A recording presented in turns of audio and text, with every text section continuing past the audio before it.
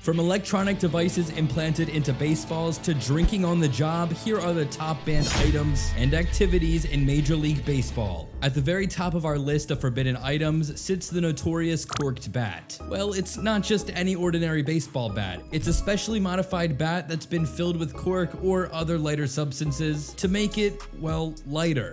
But why would anyone want to do that? The idea behind corking a bat is to give the hitter an edge. A lighter bat means a quicker swing, which can improve timing and accuracy at the plate. But here's the thing. Despite what some may believe, corking a bat doesn't actually make the ball travel farther. Physics researchers have shown that the so-called trampoline effect is just a myth. In the MLB, using a corked bat is a big no-no. It's against Rule 603A5, which basically states that if the umpire catches you using a bat that's been tampered with, you're out of there. Number 2, pine tar.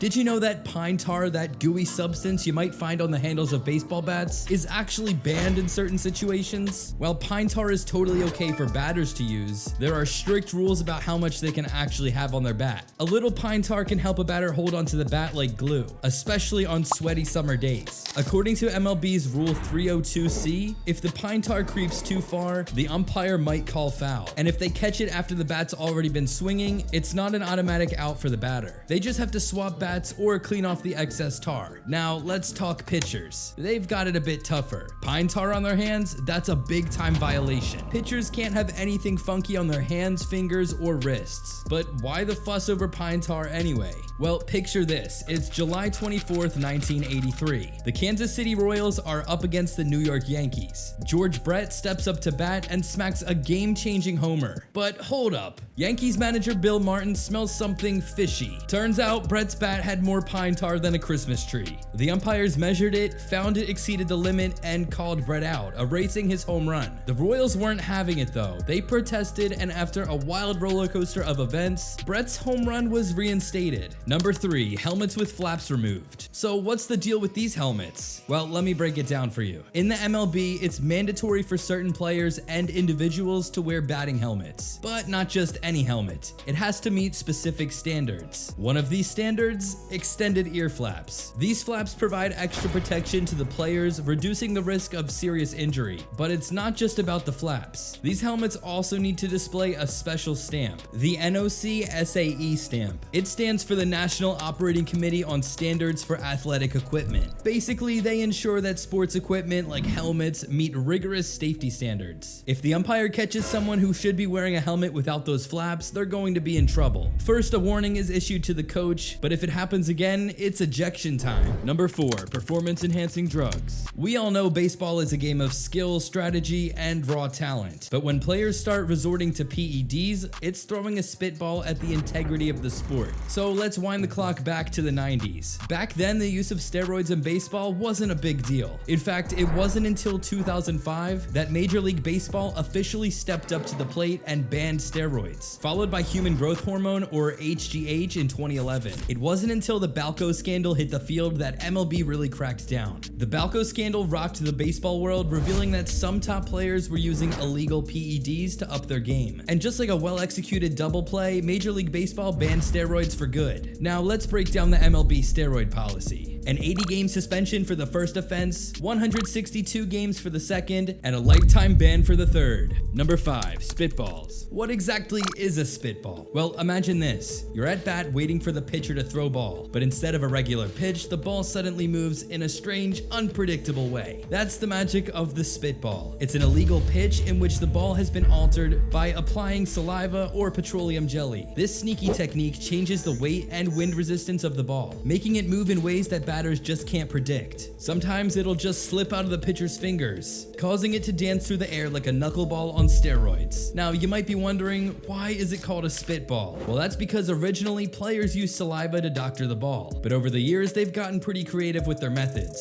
Some even hide lubricants behind their knees or under their caps. Take Preacher Rowe, for example. He played for the Brooklyn Dodgers in the 1950s and was a master at throwing spitballs without getting caught. In fact, he wrote an article for Sports Illustrated Illustrated, detailing his techniques, titled "The Outlawed Spitball Was My Money Pitch." And then there's Gaylord Perry, who took spitballing to a whole new level. He even titled his autobiography "Me and the Spitter," where he shared his clever tricks to avoid detection. From putting Vaseline on his zipper to applying oil to his hair, Perry was always one step ahead of the umpires. But despite its colorful history, the spitball is now strictly forbidden in Major League Baseball. It's a pitching violation that can result in fines and penalties. Number 6, electronic devices. In 2019, MLB's big boss, Rob Manfred, had enough. Cameras had to be in specific spots, and managers couldn't chat with the replay officials like they used to. But guess what? Some teams still tried to bend the rules. Ah yes, the infamous Astros scandal of 2017. Turns out they were using a high-tech video camera system to steal signs during games. MLB wasn't having it. They slapped the Astros with a hefty fine, snatched away their draft picks, and even gave their general manager a timeout. Number 7, gambling. You see, folks, while we love the thrill of the game, there are some lines you just can't cross. And one of those lines, gambling. According to the MLB policy, players, coaches, umpires, and even club officials are strictly prohibited from participating in any form of gambling related to baseball. That means no betting on games, no placing wagers, nada, zip, zero. And let me tell you, the consequences are no joke. If anyone, and I mean anyone, is caught breaking this rule, they're looking at a hefty punishment. We're talking about a year-long suspension, folks. If someone dares to bet on a game they're actually involved in, well, that's a one-way ticket to being permanently banned from the league.